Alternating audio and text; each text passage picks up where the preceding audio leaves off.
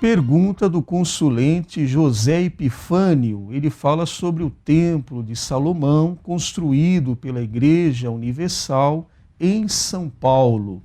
E ele fala aqui de duas práticas, supostas práticas, que está ocorrendo lá no templo. A primeira, de impedir a entrada de crianças. E a segunda, de ser cobrado de todos que querem visitar o templo um valor de R$ 45.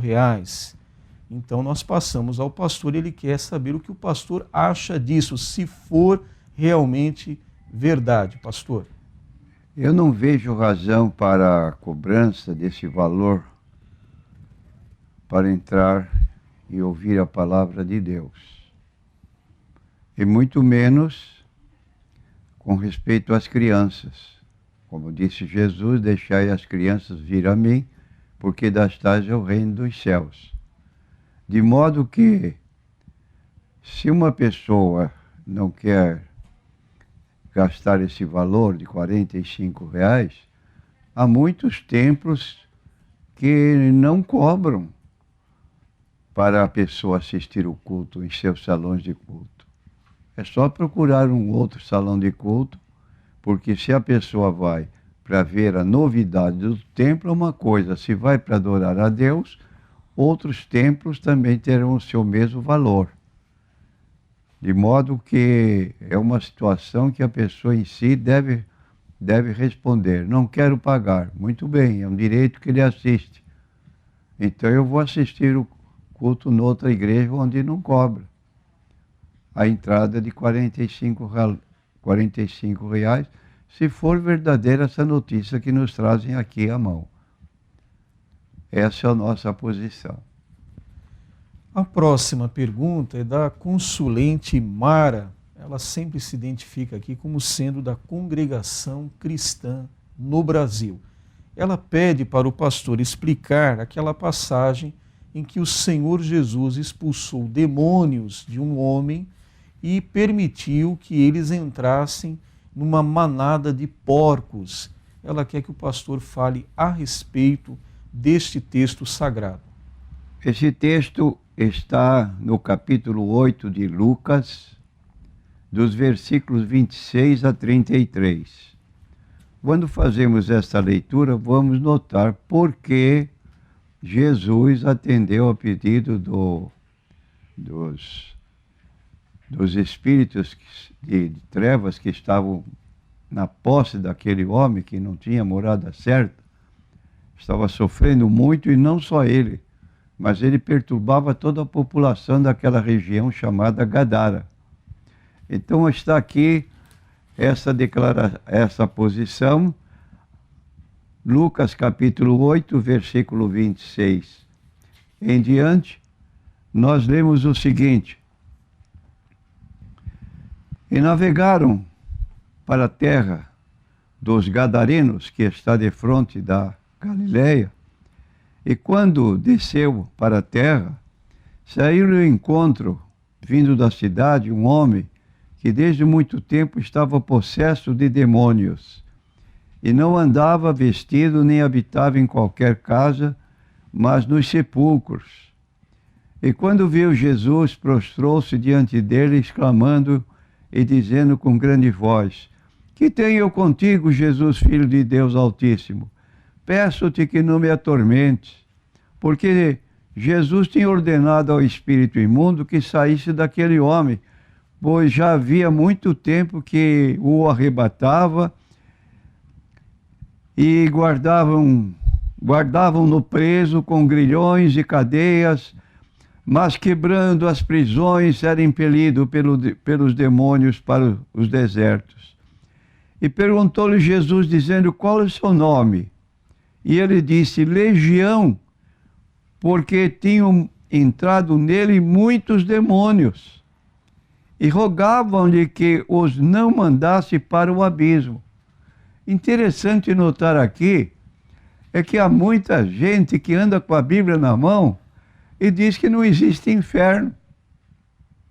Aqui o demônio tem tanto medo do inferno que pediu a Jesus: não nos mande para lá antes do tempo, como está admitindo que na ocasião oportuna eles irão morar lá, como diz no livro de Apocalipse 20, versículo 10. E o diabo que os enganava foi lançado no lago de fogo, onde estão a besta e o falso profeta, e de dia e de noite serão atormentados para todo sempre. Então andava por ali, pastando no monte, uma vara de muitos porcos. Rogaram-lhe que lhes concedesse entrar neles, e concedeu-lhe. Entre morar nos porcos e morar no abismo antes do tempo, eles tiveram a preferência de entrar nos porcos para não ir para esse lugar de tormento. E houve um incidente aqui que a Bíblia registra.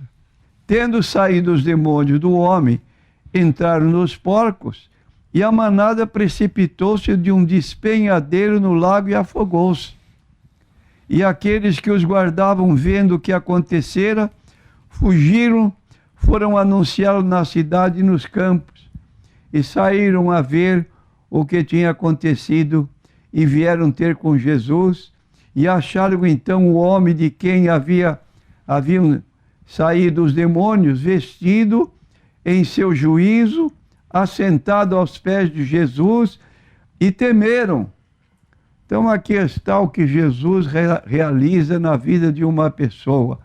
O homem possesso, uma legião de demônios, não tinha casa para morar, ia para a cadeia, rompia os grilhões, uma vida nômade, metendo medo nas pessoas que caminhavam de noite, uma vida terrível. Agora Jesus liberta aquele homem, e ele andava nu, agora está vestido, e pede a Jesus: permita que eu possa acompanhá-lo. E Jesus disse para ele: vai primeiro aos teus parentes, conta o que Deus fez por você. Então aqui está uma demonstração do poder de Jesus Cristo para libertar qualquer tipo de pessoa possessa. Aqui ele tinha uma legião são 6.000 integrantes. Todos estes seres espirituais estavam dentro desse coração dessa pessoa, tornando o homem um ser tenebroso que causava pavor às pessoas. E hoje existem pessoas que andam perturbadas por essas possessões de demônios, mas Jesus liberta, como ele disse: vinde a mim os cansados e oprimidos, e eu vos aliviarei. A segunda pergunta que vemos aqui do nossa consulente Mora, ela quer saber sobre os 144.000 que estão no Apocalipse, capítulo 14. Nós vamos ler aqui essa passagem bíblica, que é uma passagem muito controvertida, mas a Bíblia tem explicação, embora muitas explicações dadas por líderes de igrejas nada passem do que apenas uma posição contrária à Bíblia Sagrada. Nós temos aqui então no livro de Apocalipse, capítulo 14, versículo 1. E olhei, e eis que estava o Cordeiro sobre o monte Sião, e com ele 144.000, que em suas testas tinham escrito nome do seu Pai. Então a grande pergunta é: quem são esses 144.000? Ora, nós indo ao livro do Apocalipse, capítulo 7, nós vamos encontrar que esses eram judeus, pertenciam ao povo judeu, e era um número igual de cada uma das 12 tribos de Israel. Nós queremos ler aqui no capítulo 7 do Apocalipse: e depois destas coisas vi 4 anjos que estavam sobre os 4 cantos da terra, retendo os 4 ventos da terra, para que nenhum vento soprasse sobre a terra, nem sobre o mar, nem contra árvores alguma. E o outro e viu outro anjo subir do lado do sol nascente, que tinha o selo de Deus vivo, e clamou com grande voz aos 4 anjos, a quem fora dado o poder de danificar a terra e o mar, dizendo: não danifiqueis a terra, nem o mar, nem as árvores, até que hajamos assinalado nas suas testas os servos do nosso Deus.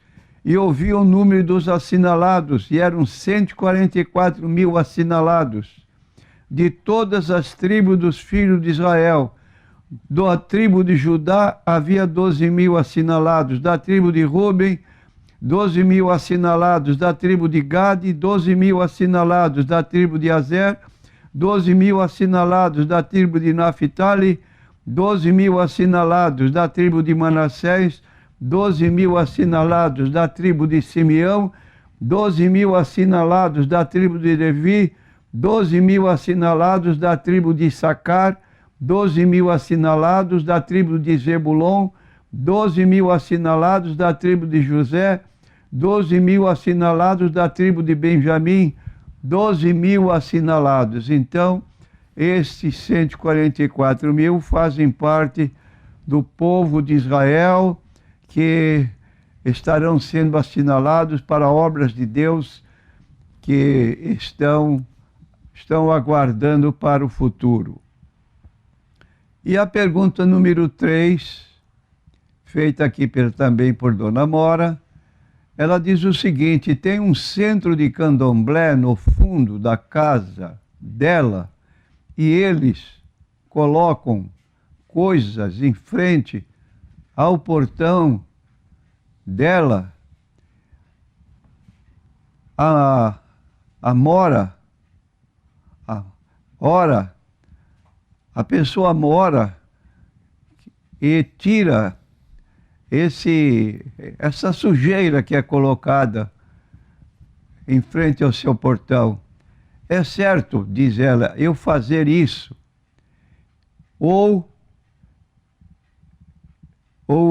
estar errado?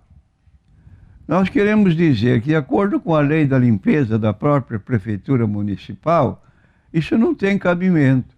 Tirar uma sujeira de frente da sua casa e jogar em frente à casa do vizinho, isso é um atrevimento que deve ser proibido. Muito me admira que uma entidade religiosa se dê esse trabalho. Mas o seu direito é patente. Reclamar a autoridade constituída, que me parece ser a prefeitura, e ela tem seus fiscais que vão examinar a situação e depois, então, providenciam uma penalidade para quem está fazendo isso, de modo que a pessoa, por fim, vai deixar de sujar a frente da casa do seu vizinho. A próxima pergunta é NQI Mulher. A consulente aqui fala sobre as eleições deste ano, uma oportunidade para trabalhar.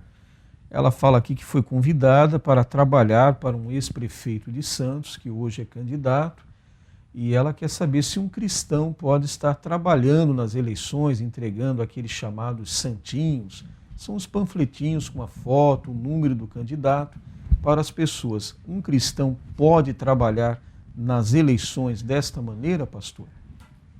Pode trabalhar.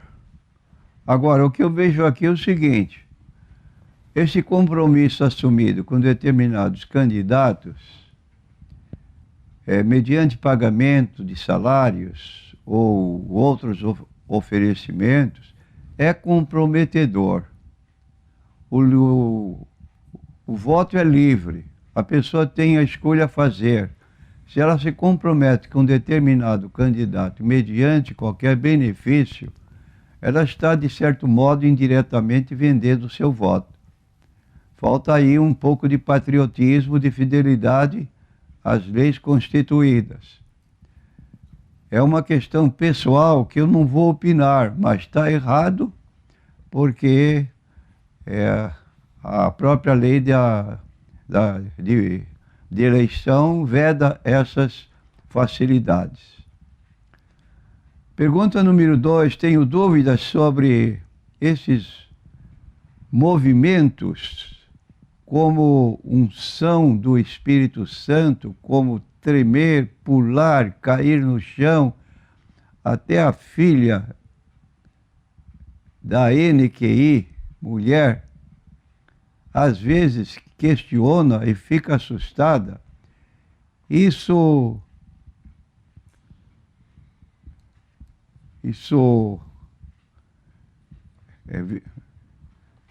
aí, não entendo aqui. Isso é, digamos, é costume de determinadas igrejas ou é de Deus?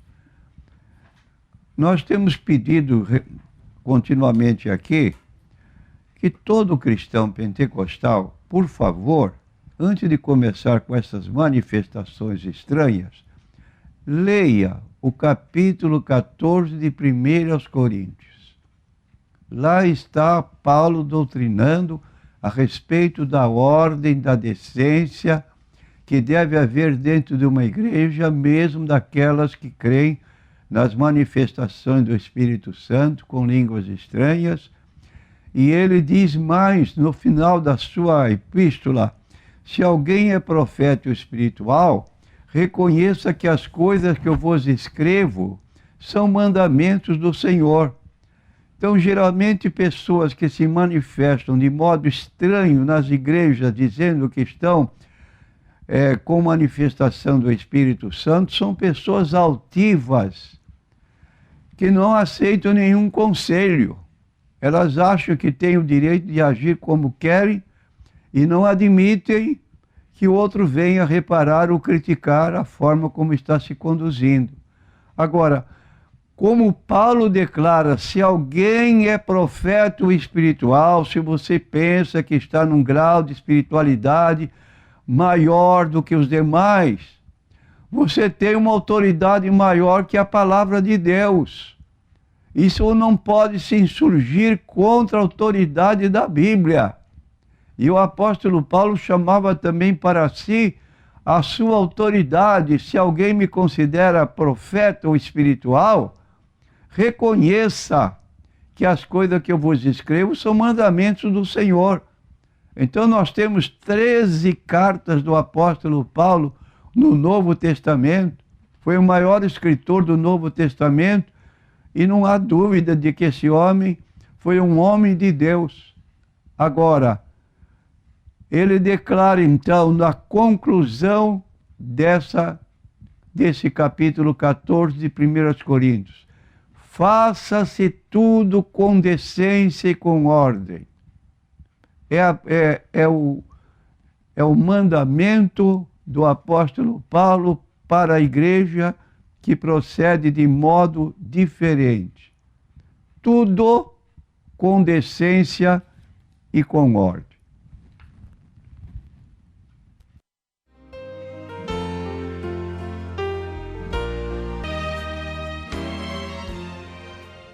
Próxima pergunta, NQI Homem.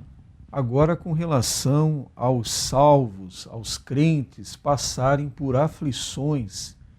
É muito comum nos nossos dias algumas igrejas dizerem que o crente não pode ficar doente, o crente não pode passar por problemas, porque ele hoje é um servo de Deus, não deve permitir, deve determinar e outras coisas que dizem.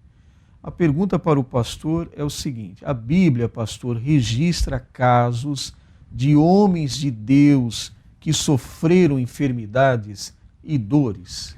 Sim, a Bíblia registra. Temos vários exemplos de homens que foram piedosos, tementes a Deus, ministros da palavra, e assim mesmo passaram por aflições e sofrimentos. E eu quero então deixar aqui o nome de alguns e a referência bíblica para que possam receber a mensagem que está apoiada na Bíblia Sagrada. Alguns casos: Jó, um grande homem de grande fé, um homem que recebeu o testemunho de Deus para o diabo, O diabo disse: viste meu servo Jó, homem íntegro, reto, desvia-se do mal. E este homem foi acometido de uma enfermidade muito triste. Além disso, perdeu todos os valores que tinha. Era o homem mais rico da sua região. E ele perdeu seus animais todos. Teve o desprazer de saber que seus 10 filhos de uma só vez tinham sofrido uma tempestade na casa onde estavam e todos morreram porque a casa desabou. Então, essa é uma realidade bíblica e nós temos o testemunho de Jó, quando depois de passar por esta situação, ele pôde dizer: Deus me deu e Deus me tirou, bendito seja o nome do Senhor. Agora, não para aí o sofrimento de Jó, ele foi atingido também no seu corpo. E no seu corpo ele foi possuído de uma enfermidade, insuportável odor que exalava do seu corpo, a tal ponto que a própria mulher faltou-lhe como apoio. O que tu espera mais da vida? Acometido dessa doença? Blasfema de Deus e morre, acaba com isso. E ele pôde responder com altivez, mas com confiança em Deus. Receberemos o bem de Deus e receberemos o mal. E quando chega o mal, vamos blasfemar de Deus? Mulher, tu falas como uma louca. Então, aí está o testemunho de um homem de Deus, tanto nos seus negócios, como também sofrendo enfermidade, e ele não blasfemou do nome de Deus e suportou toda aquela situação horrível. Agora, geralmente, as pessoas que se tornam fiéis a Deus são abençoadas por Deus. E quem quiser saber a bênção de Jó, é só ler o capítulo 42, que é o último capítulo.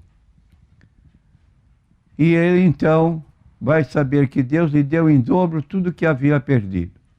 Agora, passando para o Novo Testamento, nós vamos encontrar o apóstolo Paulo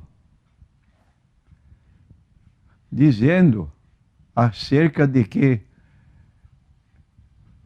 da situação pelo qual passaram alguns obreiros. Falou aos Gálatas por causa de uma enfermidade.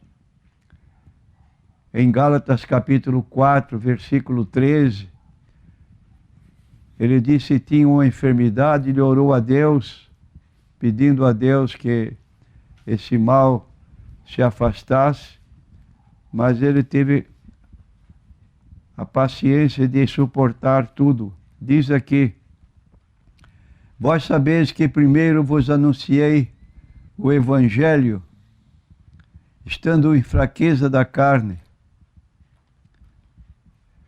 Então aqui ele estava num tipo de fraqueza, e ele assim mesmo não deixou de anunciar o Evangelho.